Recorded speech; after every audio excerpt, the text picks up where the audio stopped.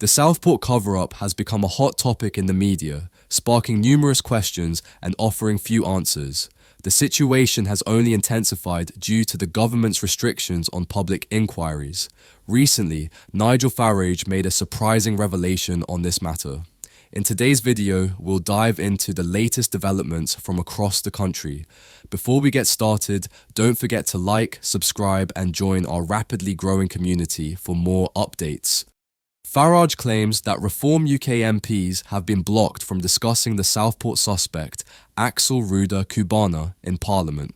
Clon MP disclosed that he had submitted a written question to Home Secretary Ayet Cooper, asking if Ruda Kubana had ever been referred to the Prevent Counter-Terrorism Initiative. However, Farage reported that Commons authorities prevented him from raising this question due to an ongoing court case. Prime Minister Sir Keir Starmer has since advised senior politicians to support the police investigation into the Southport case, cautioning that any other stance could undermine it amid accusations of a government cover-up regarding details on the alleged attacker. Ruda Kubana, an 18-year-old charged with a range of serious offences, appeared silently via video link at Westminster Magistrates Court on Wednesday, his face partially obscured by the hood of a grey sweatshirt pulled up over his mouth and nose. The charges against him are severe and include possession of ricin, an Al-Qaeda training manual, murder, and attempted murder, marking him as a person of intense scrutiny by the authorities. Despite the gravity of these allegations, there has been little official comment from police or prosecutors on whether Kubana had any prior interactions with the Prevent programme, a government-led initiative aimed at identifying and mitigating radicalisation risks. This lack of disclosure has fueled public curiosity and speculation, a concern highlighted by political commentator Nigel Farage, who has been closely following the case. In a recent article for The Telegraph, Farage expressed frustration over what he describes as a troubling opacity surrounding the case's details, emphasizing the public's right to understand the factors behind such tragic incidents while also urging the authorities to strike a careful balance to avoid prejudicing any upcoming trial. His call for transparency comes amid an ongoing debate over government accountability in cases where terrorism or extremism is suspected, adding pressure on officials to address both security protocols and public concerns. On Wednesday, tensions flared in the House of Commons as Reform UK's Richard Tice attempted to raise a controversial question during Prime Minister's questions, challenging Keir Starmer on government transparency in terrorism cases. Nigel Farage revealed that he had received 3 urgent emails that morning from Commons officials, warning against specific questions related to the high-profile Southport case.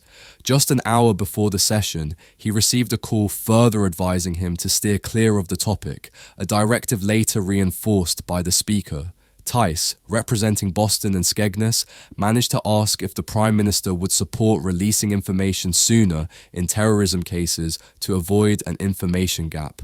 Starmer responded firmly, suggesting that MPs could choose to either support or undermine the police, making it clear that his stance favoured police discretion and efforts. Farage, however, accused Starmer's government of stifling debate by discouraging public discussions on sensitive issues through fear tactics. He insisted that the Prime Minister must address mounting concerns about the Southport case, a tragic incident in which Ruda Kubana allegedly killed 3 children, Alice Silver, 9, Baby King, 6, and Ely Stankham, 7, during a Taylor Swift-themed dance class on July 29th in Southport. Kubana also faces charges of attempting to murder 8 additional children, their dance instructor, Leanne Lucas, and a local businessman, John Hayes. He was also charged with possessing a knife and is set to appear in court again on November 13th at Liverpool Crown Court. Amid these developments, Jonathan Hall KC, the independent reviewer of terrorism legislation, called for greater government transparency in an interview with BBC Radio 4. He warned that the lack of clear information could lead to the public turning to unverified sources on social media, potentially fueling misinformation. Hall urged authorities to prioritise transparency to prevent creating a harmful information vacuum. What's your perspective on this case and the government's stance on transparency? Share your thoughts in the comments. In a contentious move, Labour's Chief Secretary to the Treasury, Darren Jones, has defended the party's new inheritance tax policy, which has stirred significant concerns among the farming community. Speaking to reporters, Jones detailed the framework of Labour's proposal, which aims to allow up to £1 million of an estate to pass tax-free upon inheritance. Estates exceeding this amount, however, would face a 20% inheritance tax rate, a shift intended, Jones explained, to focus taxation on the wealthiest estates. Our policy is targeted, Jones stated, pointing out that over half of the anticipated revenue would come from just 63 estates, each averaging a substantial £8 billion in value. He reassured the public that most smaller farms would be unaffected by this measure, aiming to dispel fears that family-owned agricultural operations would bear the brunt of the reform. Despite Jones's reassurances, farmers across the UK are voicing alarm. James Fairley, a seventh-generation farmer in Shropshire, warned that the new tax threshold could upend a long-standing tradition of passing farms through generations. This is about more than economics. It's about preserving a way of life, Fairley said, emphasizing the cultural significance of family farms. Meanwhile, Bezo Walters, a farmer in Wales, expressed her concerns that she might have to sell portions of her land to cover the tax bill if a relative dies, jeopardizing the continuity of her operation.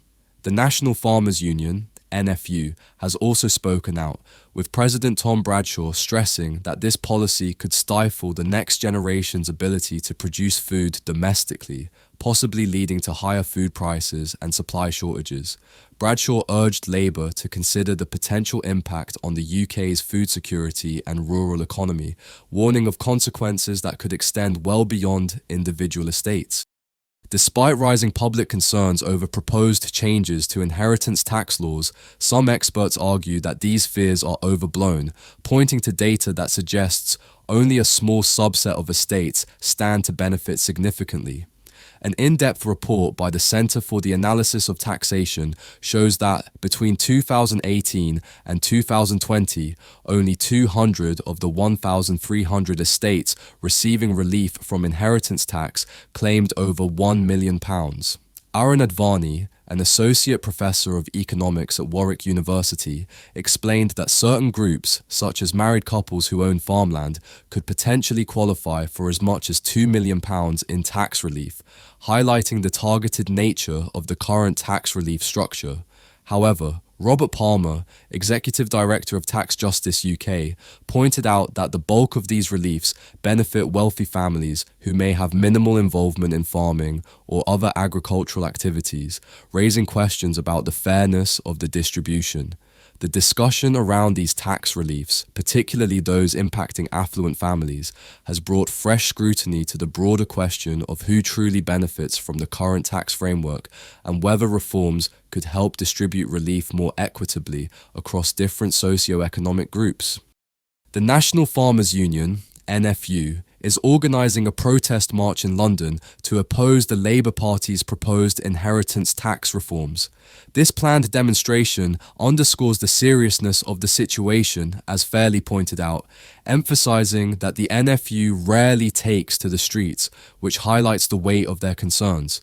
Conservative MP Greg Smith voiced strong opposition, condemning the budget as a direct financial attack on farmers, a sentiment echoed by Liberal Democrat leader Ed Davey, who shared similar apprehensions about the impact of these reforms.